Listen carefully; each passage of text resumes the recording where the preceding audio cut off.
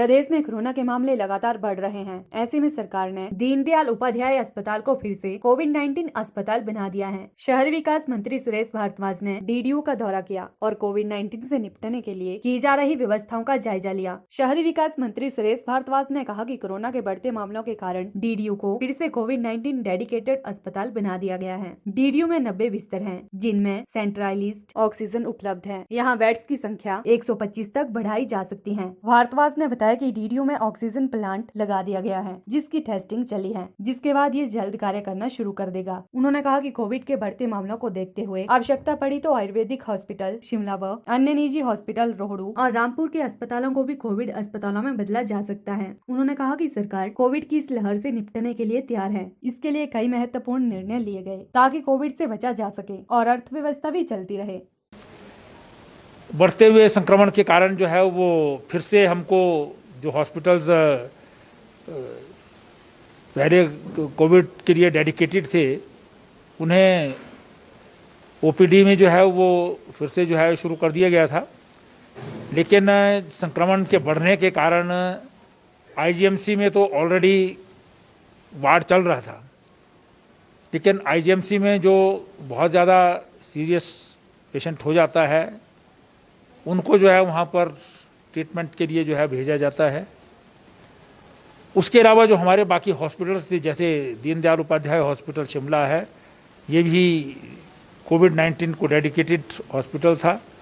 तो इसमें ऑलरेडी हमारे पास 90 बेड्स हैं, 90, और उसमें सभी 90 के 90 बेड्स पर जो है वो ऑक्सीजन पॉइंट्स जो हैं वो सीधी सेंट्रलाइज्ड ऑक्सीजन जो है दी जा सकती है।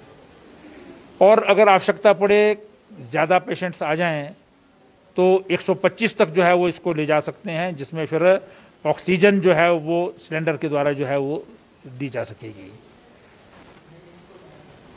सारा का सारा इंफ्रास्ट्रक्चर बना है और यहाँ पर एक ऑक्सीजन प्लांट भी लगा दिया गया है। उसकी टेस्टिंग हो रही है आजकल। इंजीनियर अभी कल ही उसकी जो है वो, क्योंकि एयर की जो है टेस्टिंग करनी पड़ती है कि उससे जो है वो किस प्रकार से ऑक्सीजन ठीक होगी नहीं होगी, तो उसको लेकर के गया है। टेस्टिंग अगर ठीक हो जाती है तो उनका इंजीनियर आकर के इसको जो है वो अगले 5-6 दिन में जो है वो चालू कर देगा।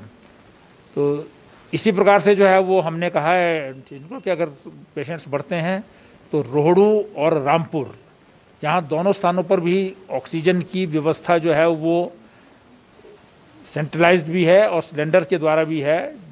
तो इसलिए उनको भी कोविड सेंटर के रूप में जो है वो चलाया जा सकता है, ताकि डीडीयू के ऊपर ज़्यादा बर्डन ना पड़े और डीडीयू के साथ साथ आईजीएमसी के ऊपर भी बर्डन ना पड़े।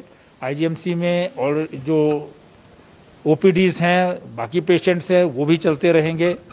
पूरे प्रदेश में जो हैं वो सारे जो डेडिकेटेड हॉस्पिटल्स थे उनको उसी प्रकार से जो है चलाया जाएगा। और शिमला में आवश्यकता पड़ी तो और भी हॉस्पिटल्स जो हैं वो दिए जा सकते हैं। आयुर्वेदिक हॉस्पिटल में भी 50 बेड की जो है वो व्यवस्था हो सकती है, और ज़रूरत पड़ने पर जो है प्राइवेट हॉस्पिटल्स को भी रिक्विजिशन किया जा सकता है। लेकिन भगवान करे कि ऐसी आवश्यकता ना पड़े। लेकिन सरकार जो है वो पूरी तरह से इस बात के लिए जो है। पीएलटीवी के लिए शिमला से पुष्पेंद्र की रिपोर्ट।